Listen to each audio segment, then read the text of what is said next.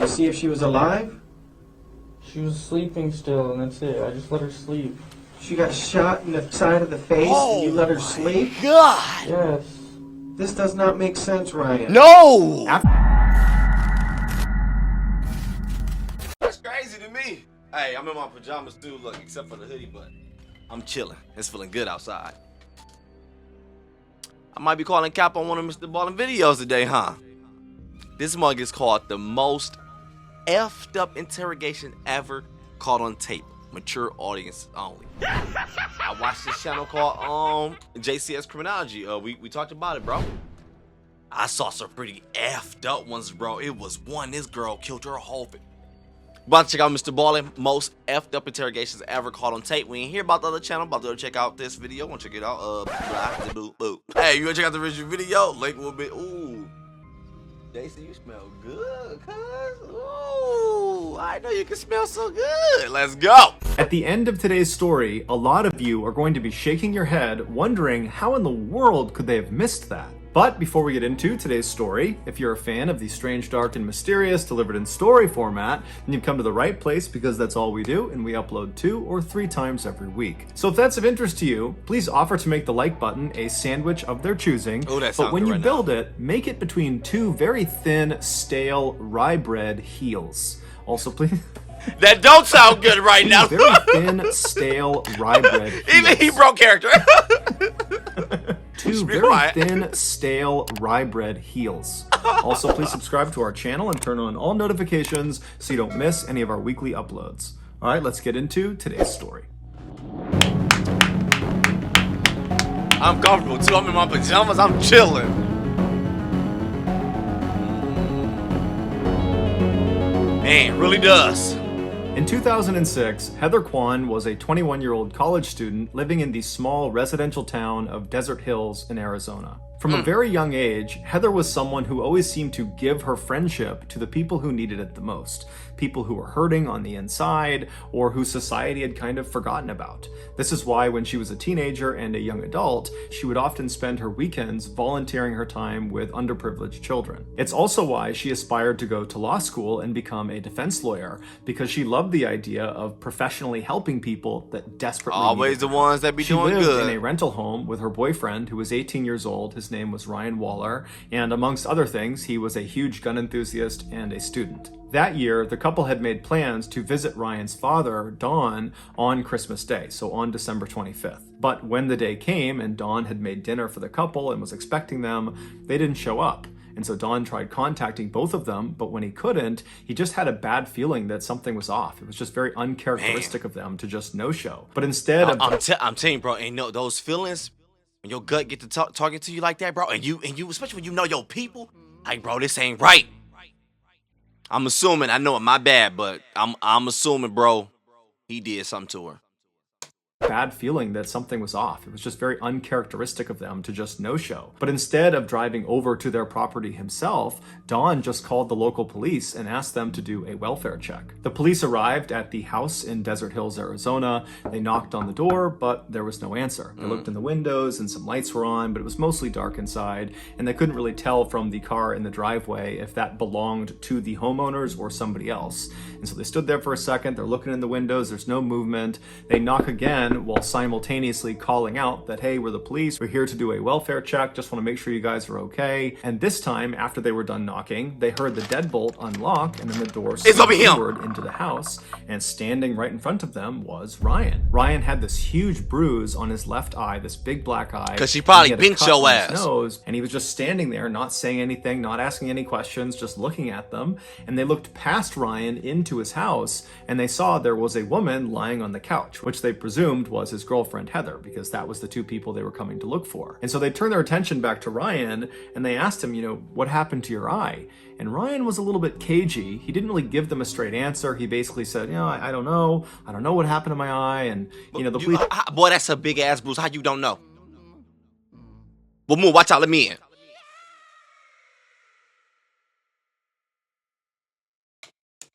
give them a straight answer. He basically said, you know, I don't know. I don't know what happened to my eye. And, you know, the police didn't really pry that much, but eventually they determined that Ryan was more or less okay, albeit a little bit strange.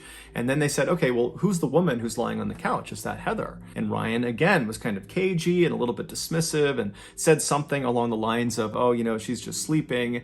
And so the police said to him, look, you know, we're here on a welfare check. Your father sent us here to check on you guys. And so we have to go in there and wake her up and make sure she's okay. And so Ryan, again, was just a little bit weird and kind of defensive and didn't really immediately comply, but eventually did step out of the way. Just shout her name. And the police walked into the residence. They walked over to the couch. And as soon as they looked down at the girl on the couch, which was Heather, they saw right away that she was not asleep.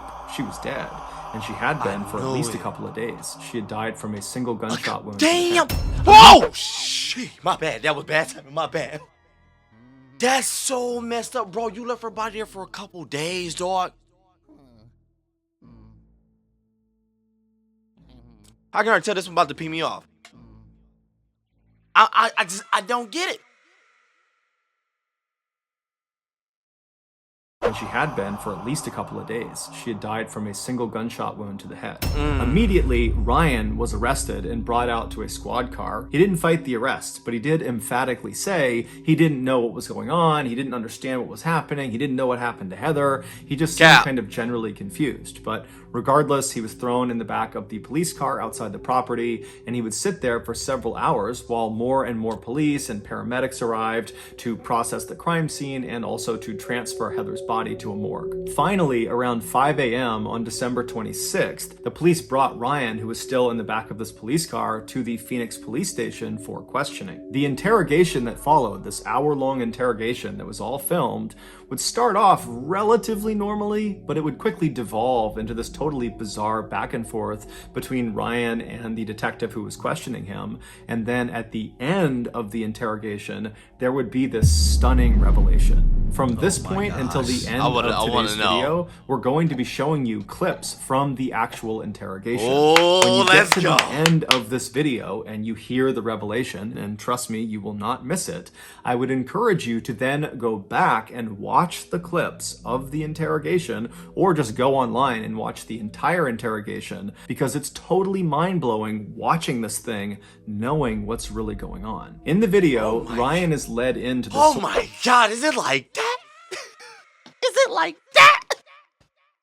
Oh my God. Nondescript, small interrogation room at 5:08 a.m. on December Go back, because y'all be talking so much. Knowing what's really going on. In the video, Ryan is led into this sort of nondescript, small interrogation room at 5:08 a.m. on December 26th. So he's just arrived at the station, they put him in this room, he's wearing this white jumpsuit that might have been issued by police, maybe he owned it, but it definitely looks more like prison attire. He's got no shoes on, no socks on, and his hands are not cuffed. And so he walks into the room and he sits down in the chair that's in the back corner of the interrogation room, and this chair is right next to this table, and then on the other side of this table is another. If she did that, damn!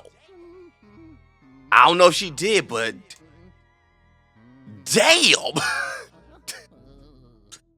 Pick the fuck out your ass. No wonder why you probably had to blink. You look like she put them hands, like she dog walked your ass. If she did that, I don't know. Damn. Don't fuck her. Are not cuffed. I'm hoping she did do it though. He walks into the room and he sits down in the chair that's in the back corner of the interrogation room, and this chair is right next to this table, and then on the other side of this table is another chair. And so Ryan sits down in the corner, he's kind of facing out towards the middle of the room, he's quiet, he's basically not moving, and then at some point he notices there is a handcuff that's connected to this table. Now, in some cases, the police would handcuff the person they were interviewing in this room, but in this case, Ryan was not told that he needed to put this handcuff on. They probably saw he couldn't fight anyway. So there was no directive that he needed to have this handcuff on.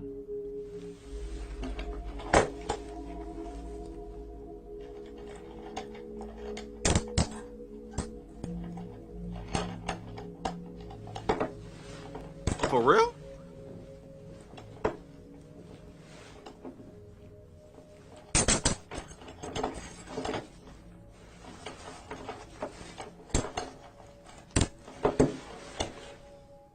After handcuffing himself to this table, It'd been funny as boy. I wish they'd walk around. They should walk around like, oh, bro, the reason why we ain't cuff you because we lost the keys to that one, bro. What the goofy.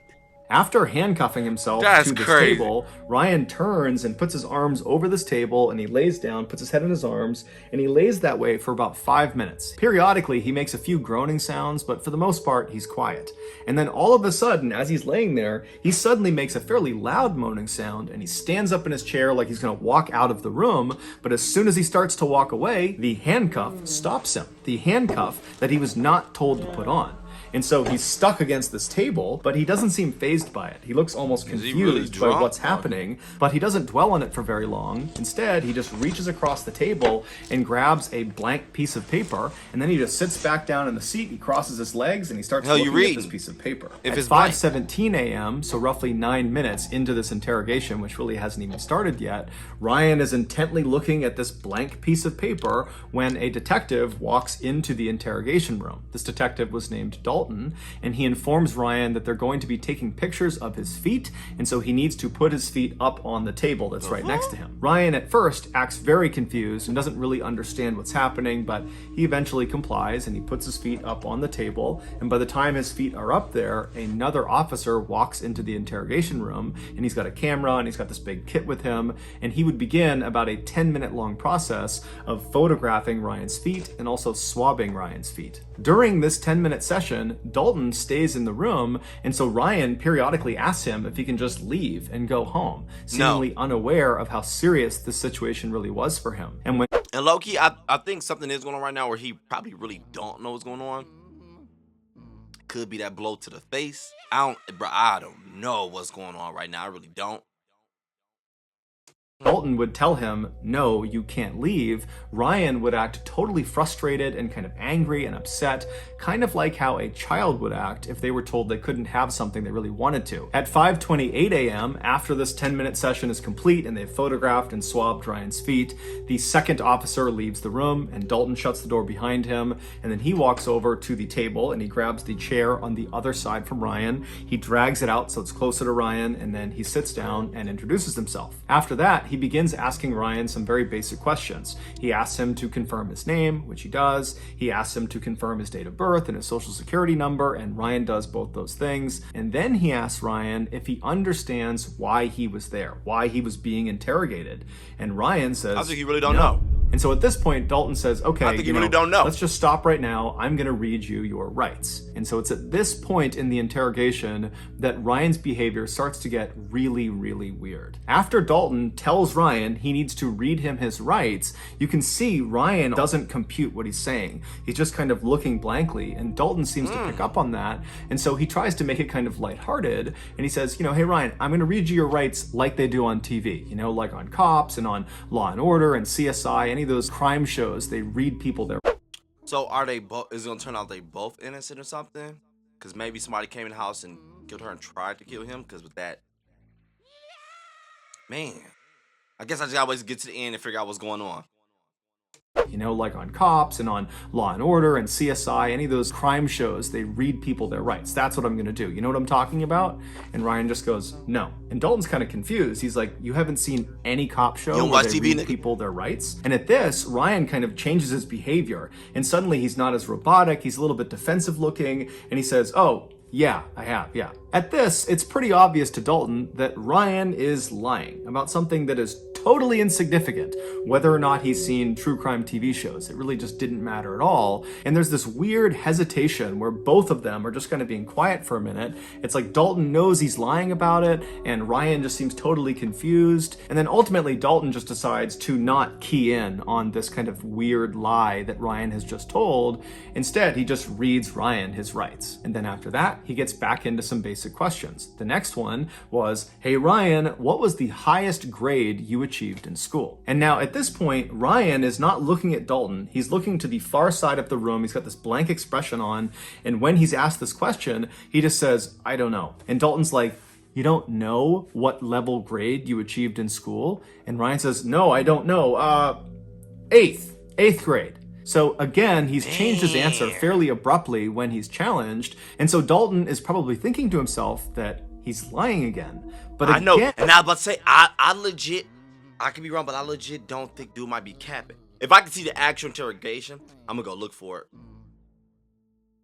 I'll be able to put it together a little better, but the way he's explaining it, I really don't think dude capping. I legit think he's out of there right now. challenged. And so Dalton is probably thinking to himself that he's lying again. But again, it's just kind of an insignificant thing, but it's building a pattern of mistrust here. It's hard for Dalton to believe that Ryan is going to be truthful if he can't even tell the truth Like about the things basic, that don't yeah, matter. exactly. But Dalton decides not to fixate on it. Instead, he asks a follow-up question based on the fact that Ryan has said 8th grade is the highest level he achieved. And so Dalton says, okay, well, did you get your GED? A GED is a high school diploma equivalent, and it's something you would get if you did not graduate high school. And since 8th grade is below high school, then Ryan clearly did not finish high school, and so it's a natural question to ask. The answer to this question is binary. You have a GED, you don't have a GED. don't. Yeah. But Ryan's answer is anything but binary. It's totally contradictory and weird, and it really begins to show a side of Ryan that just doesn't add up. He's acting totally weird. Do you have a GED? I don't know. You don't know what? I don't know. I don't know. I just want to go home. Oh, you're not going to go home right now.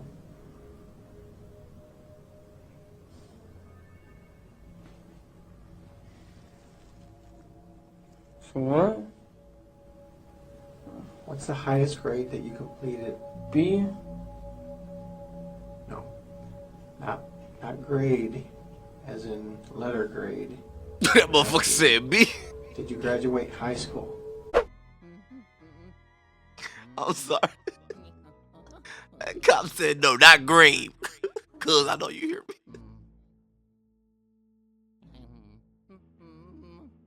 That motherfucker said B.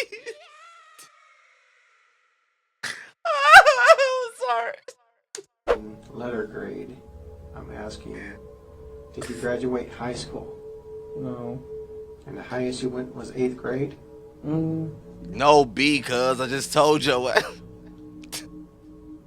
Yep. Do you know how to read and write, Ryan? Yeah.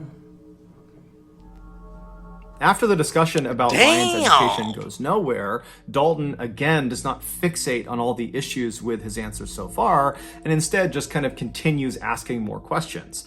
And so he begins to address Heather. He starts by asking Ryan if he has a girlfriend. Now, Dalton at this point would know that Heather, the girl who was deceased, was Ryan's girlfriend because the police were asked to do the initial welfare check on Ryan and Heather, the couple. That's something that Dawn would have relayed to police. And so Dalton knows they have a relationship, but he wants Ryan to tell him he has a relationship with Heather. So again, he asks Ryan, do you have a girlfriend? And Ryan says no, which is a lie. But Dalton goes along with it and says, okay, well, do you know a girl named Heather? And Ryan would say, yes, I do. But his description of Heather was just completely inaccurate. He said Heather was a 16 or 17-year-old girl, even though she was actually 21. And he would say her last name was Kyman. He thought. He wasn't entirely sure. He said she has nicknames and she has different names she uses, but he believes it's Kyman, even though her last name was actually Kwan. Now, Dalton, of course, is aware of these discrepancies, but again, he does not fixate on them. He just keeps on asking more questions. Dalton asks Ryan, what happened to your face? You have this huge bruise on the left side of your face. What happened? At first, Ryan says he doesn't know. But when Dalton pressed him and kept asking more and more questions about his face and how it happened, Ryan eventually would begin to open up. What happened to your face? I don't know. You told the officer just a few minutes ago that someone hit you. Do you remember who hit you? I don't know. I think it was Heather. I told you. It's how like Heather got them hands. Like she'll mix your weak ass up. That's crazy. If she did that.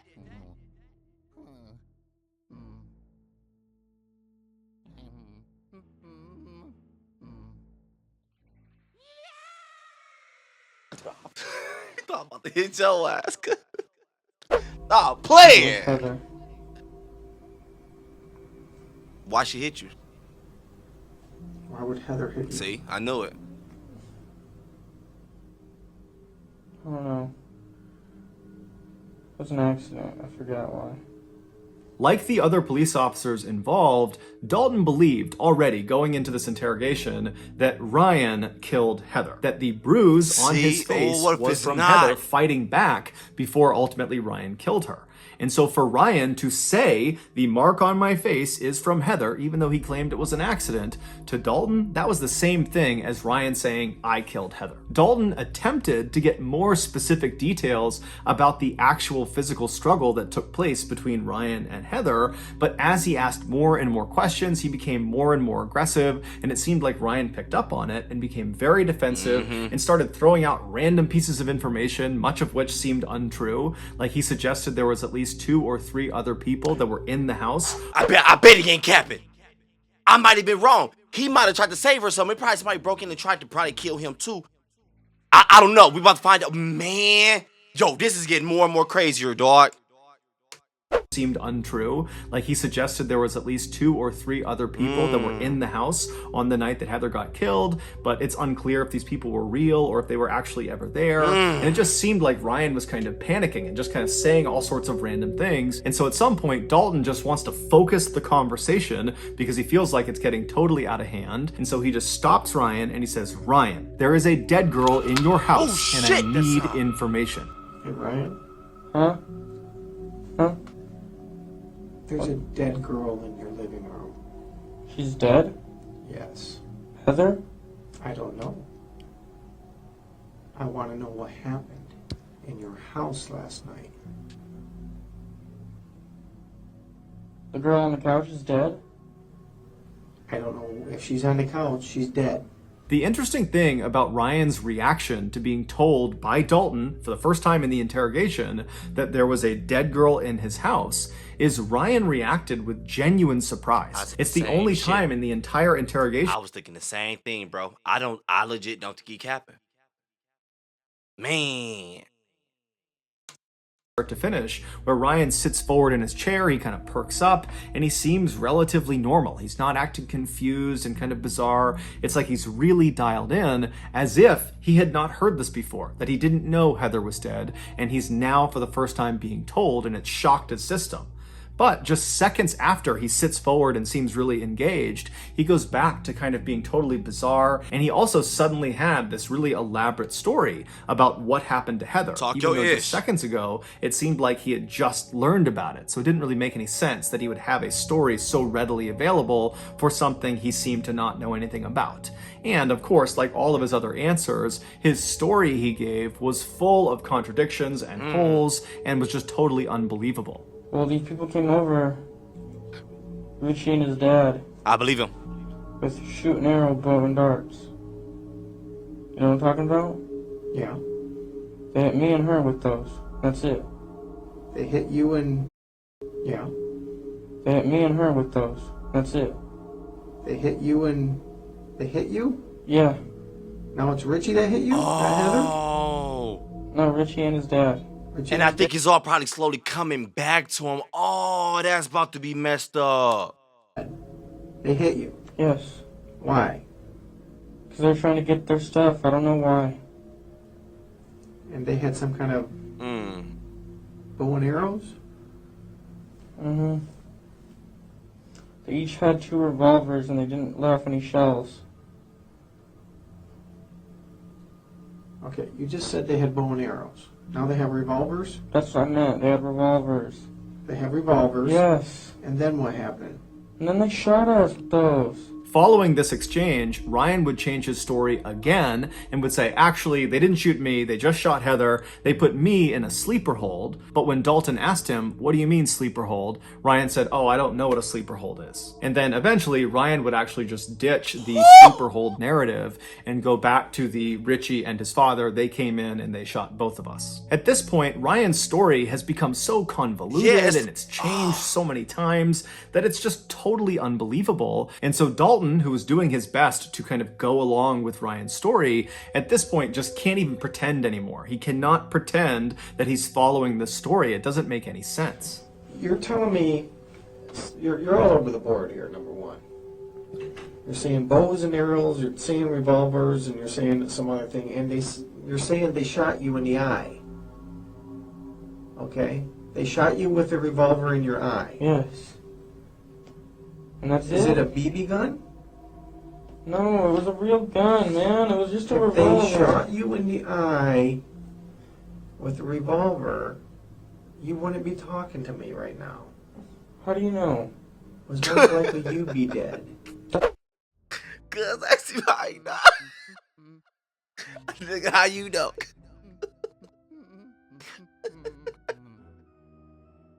That's crazy. But I was like, what if he just hit him so hard that he thought he shot him? Stop. I'm like being dead serious right now. Like, what if that's what happened though? Like, he hit him so hard.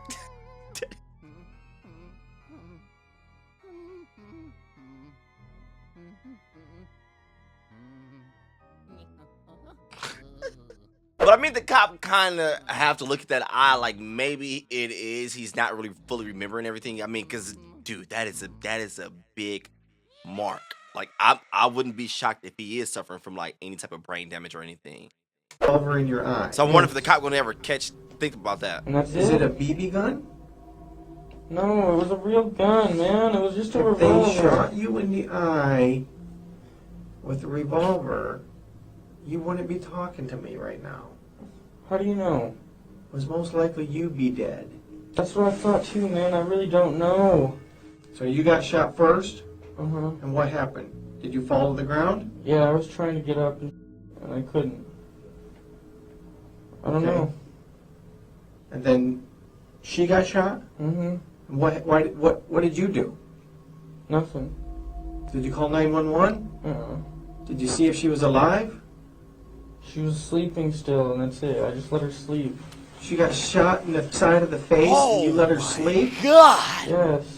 This does not make sense, Ryan. No! After this exchange, Dalton just goes full bad cop on Ryan, openly accusing him of shooting and killing Heather, and Ryan just continues to say he doesn't know anything, that he didn't do it, and his answers are just totally nonsensical and contradictory, and nothing is making sense. And so finally, at 5:52 a.m., roughly 45 minutes into this interrogation, Dalton is just at a loss. He does not know how to handle Ryan, because even though he really believes he did it, nothing Ryan has said has incriminated him, because nothing Ryan has said makes any sense. And so he's sitting there kind of thinking what he's going to do next. Yeah, I don't know then what's Dalton going on. notices something. He notices something on Ryan's face. And he tells Ryan to come closer. He needs to look at it. Let me see your nose.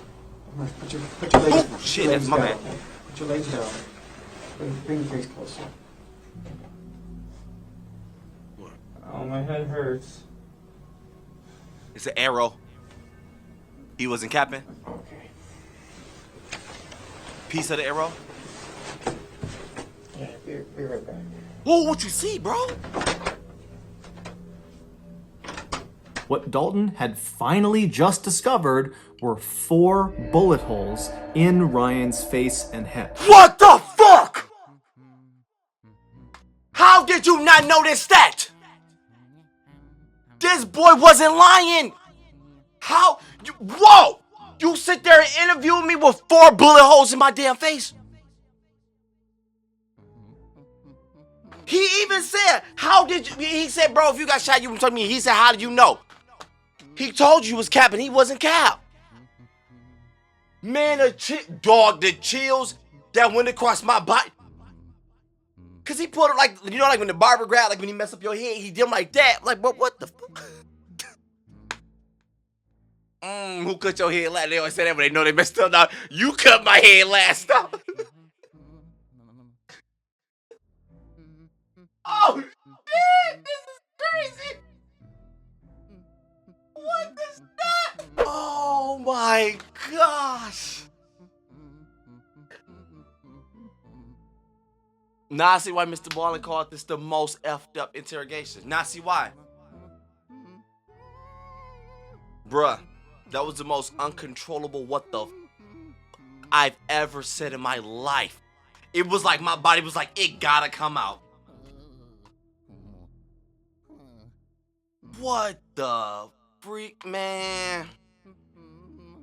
Whole time you interviewed me, I got 4 bullet holes. Oh my gosh. Discovered were 4 bullet holes in Ryan's face This and head. crazy. Ryan had committed no crime. He Oh! was a victim the same way Heather was a victim, but somehow Ryan had survived the attack. On December 23rd, That so boy 2 days fought. before the welfare check, 2 men attempted to break into Ryan and Heather's house. They were 23-year-old Richie Carver and his 54-year-old father, Larry Carver. The same Richie and Richie's father that Ryan had mentioned during the Man, interrogation. I knew he wasn't They were capping when he there said because that. of an altercation that had occurred between Richie and the couple about a month earlier. During that time, Richie was actually living with Ryan and Heather, but apparently he began hitting on Heather, and Heather told Ryan, and Ryan got really mad about it, and Ryan and Richie got in this big fight, and ultimately Ryan kicks This is so dumb, man. I don't understand people. Bro, I got a family member who does this. I don't get it. Real quick. I'm gonna make, look, real quick. There's no, if I do something bad to you and you catch me, personally, damn, my bad, bro. I fucked, you know, I ain't mean to do that, bro. That was fucked up, boom, boom, boom. I'm gonna acknowledge, I'm gonna admit to it. I know what I did was wrong. I gotta face the consequences. I understand that. I hate when people do this. I got a family member who do exactly what he just did. So you living with them. You're hitting on his girl. When he find out, what is he supposed to do? He's supposed to get upset at you. You get upset at him for getting upset at you for something he's supposed to get upset at you about? It doesn't make sense to me. That's legit crazy. Crazy. You mad at me? You did something hella wrong to me. I responded. And you're mad I responded because you did something hella wrong to me.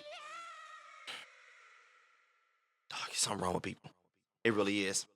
My bad. Ryan No more and stopping. Heather, but apparently he began hitting on Heather, and Heather told Ryan, and Ryan got really mad about it, and Ryan and Richie got in this big fight, and ultimately Ryan kicks Richie out of the house. Now, this totally infuriates Richie and is very embarrassing for Richie, and so right away, he begins plotting his revenge. And so on December 23rd, Richie and his father, they were there to carry out this revenge plot. When the father and son got to the back of Ryan and Heather's house, Ryan saw them at the back door through the glass door that was near their kitchen, and he ran over to try to stop them from getting inside. But Richie and Larry managed to barely get open the door, and Richie reached in with his hand, which is carrying a gun, Ryan, I don't even and he think I shot got it. Ryan point blank twice in the face. The first bullet went in through his nose and then out the other side of his nose, so that's the first 2 bullet holes. And then that bullet traveled back into his head through his left eye into his brain where it got lodged. He really was sitting there with a bullet in his eye. That's why I say it's a good thing I'm not a judge. But even you would think, even as a cop, even if I come in, I see someone's dead. I'm assuming you killed her, but I see you're beat up bad. You would think, at least from the cop shows I watch, I don't know, they'll still check your wounds because your wounds may lead up to our answer we need, because they might find, I don't know, I thought he was gonna say like he found one of her nails or something right there, so it's gonna be like the giveaway or something like that. But then when he said when he was looking and I was looking at his nose, I was like, what if it's a piece of the bow and arrow? Like, what if he wasn't lying, but they tried to cut it out, take the arrow out or something to get rid of evidence? I don't know. But the fact that y'all legit locked that boy up and went straight to interrogation, wow. Wow. The fact that he's able to still respond as much as he could without crying, boy, I'd have been hell. This one crazy. Back into his head through his left eye into his brain where it got lodged. And along with the bullet, 6 pieces of his skull that broke off from this bullet went inside of his brain as well. So that's the first 3 bullet holes. And then the second bullet that was fired into Ryan's head hit the side of his head. It did not penetrate into his skull. So the bullet didn't lodge anywhere inside of his brain. You weren't meant to However, go it yet, did Ryan. break off a piece of his skull. And You so weren't that meant was to go the yet. 4th bullet hole. Ryan dropped to the ground. He was unconscious. They assumed he was dead. They managed to force the door the rest of the way open. They stepped inside. They stepped over Ryan's body, and they walked into the living room where Heather was cowering on the sofa, and Richie just immediately walked up, put a gun to her head, and fired a single shot. After she had fallen to the ground, the two men stole some things in the house and then fled the scene. They would ultimately get caught, and they're both currently serving life sentences. It's believed Heather died instantly from her gunshot wound, but Ryan didn't. At some point, maybe a couple of hours after he was shot, he woke up, but he had severe brain damage. Oh my gosh, this is sad. This is so sad.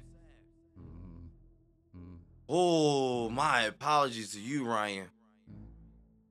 I know y'all probably watching the beginning of this video like, boy, Charlie, only if you know what's about to come, you are wrong.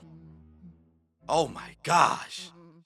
Oh my god. Oh my gosh. Now I see why Mr. Ballen was like, bro, go back and watch it after. Hell no, I can't. I can't. That boy woke up. What? Because they said she was there for at least 2 days.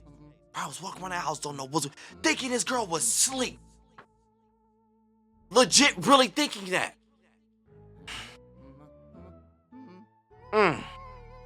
Damn.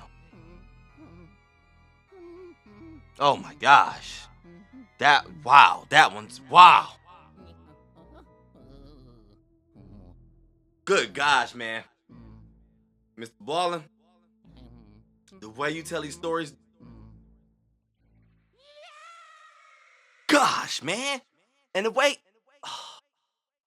At some point, maybe a couple of hours after he was shot, he woke up, but he had severe brain damage and he wouldn't have known what was going on. He didn't really know what happened, and he saw his girlfriend Heather lying on the couch, but he thought she was just sleeping, and so he too went to his bedroom and he fell asleep. But the next morning, he woke up and he still would have had no idea what was going on, and he spent the day on the 24th just kind of wandering around his house with his girlfriend lying dead on the couch. And so after a full day of just kind of mindlessly walking around his house, he went back to bed, and then he got up on Christmas Day on the 25th and spent another day just kind of walking about his house with his girlfriend, who he believed was sleeping, but really she was dead.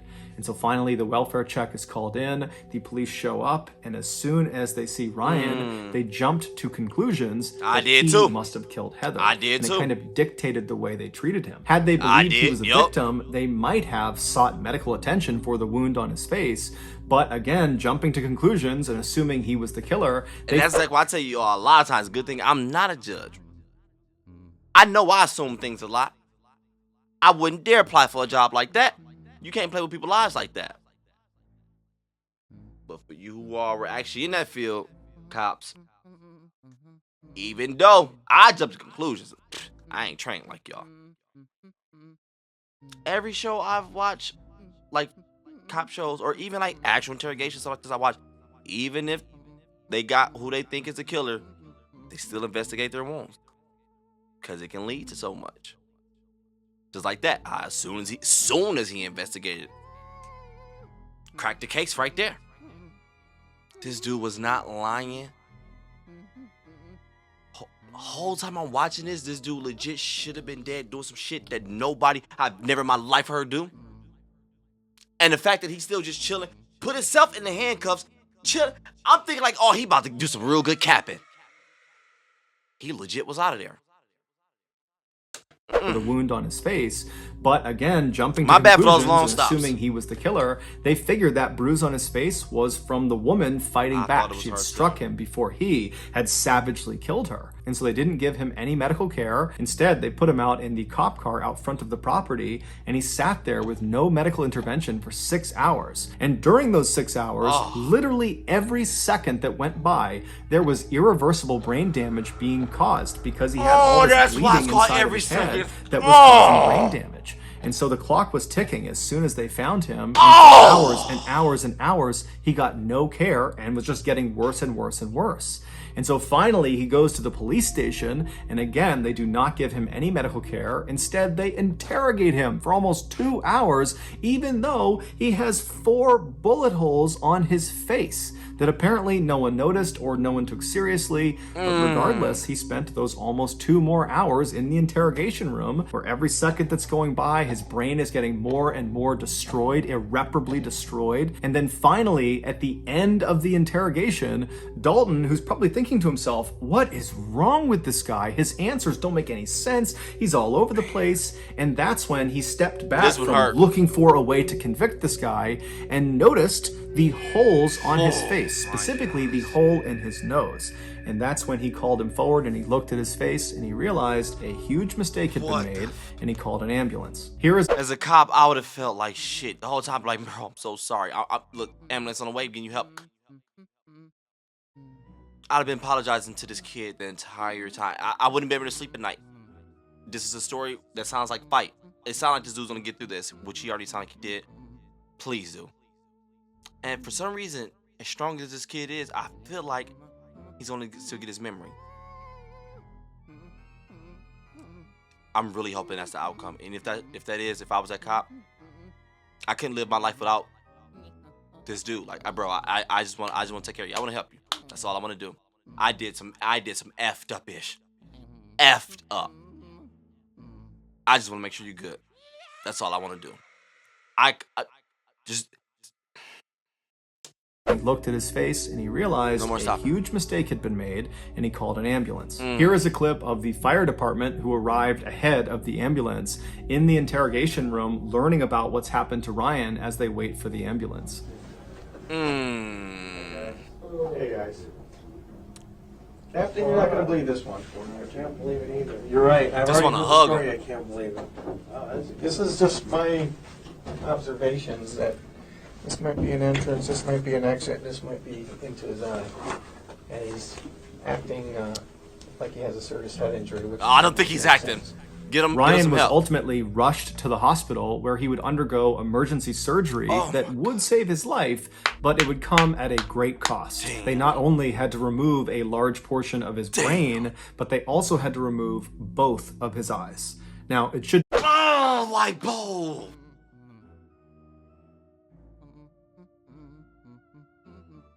This story hurt. Man. I was hoping. I was hoping it was gonna get to the end. And it was gonna be something like, yeah, I already cracked it. I know what's going on. He did that to her. She got her somewhat revenge as she went out. So we laugh at having a good time. This hurt. Now I see why we need, like, when you get to the end and it shocks you, go back and watch it again. I couldn't do it. I think I'll cry if I go back and watch that again. I legit think I'll cry if I go back and watch that again. That at least one other source says he only had his left eye removed. Please. But regardless, after this surgery, Ryan was no longer independent. He had so much brain damage, he couldn't take care of himself, and so he had to move back in with his parents, who became his full-time caretakers. And then 10 years later, Ryan would die from a seizure that was directly connected to the injuries he sustained from that attack, and it's connected... That's not fair, bro. That's not fair. I'm chilling at home. Somebody break into my house to kill me. I survive it. And the people who's supposed to help me, who could have helped me, treated me like I was the victim, fucked me over even more. It was like no win. It was like no way to win. No way. That shit hurt, man. My bad. You hear me? I'm kind of hyperventilating. My bad, dog. This one hurt, dog. This one legit made me want to cry. I can't even cap to you, dog. I can't. Dog, I couldn't do that. I couldn't. As that kid parent, I couldn't do, dog. Man. You telling me? I don't care what you say. My child beat death. My child beat death, but couldn't do it twice. I don't blame you, child. You in my eyes, you the strongest motherfucker I know. My kid, bro. You did some shit no one on this planet could do. It's my kid. You beat death. Couldn't beat it twice, though. You fought. That's crazy. Man, that's crazy. That's crazy to me, y'all. For 10 years he was alive, he had to battle that. What? Are you shitting me? They let you live with them. You hit on this girl and got... I was just like, damn, bro, right? I was trying to hit on this girl. No. You couldn't just said that and dipped out?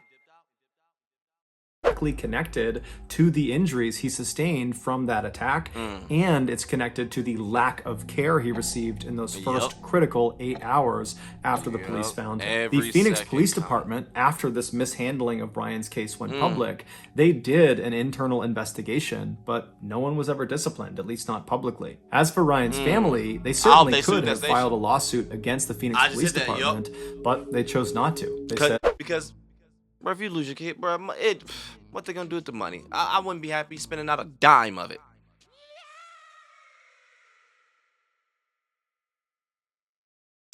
the only thing we want is our son back. Exactly. And a I know lawsuit it. will not give us that. Told So that's going to do it, guys. Told If you you. got something out of today's episode and you haven't done That's this already, bull. please offer to make the like button a sandwich of their choosing. But when you make it, make sure you construct it between two very thin, stale rye bread heels. Also, please subscribe to our channel and turn on all notifications so you don't miss any of our weekly 2 or 3 video uploads. We are now selling merchandise like flannels and hats and sweatshirts and mugs and all sorts of stuff. If you're interested, go to shopmrballen.com. 100% right, bro.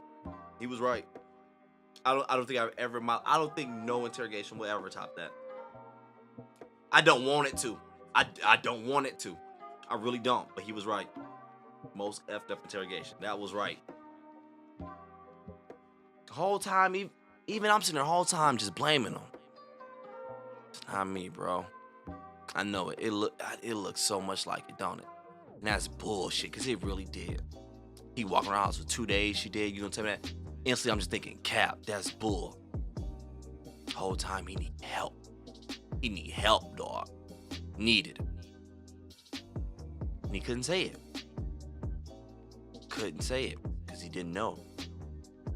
Only if y'all would have just looked into his wounds, too. Like, that mean he legit got arrested, sat in the car, and went right to interrogation.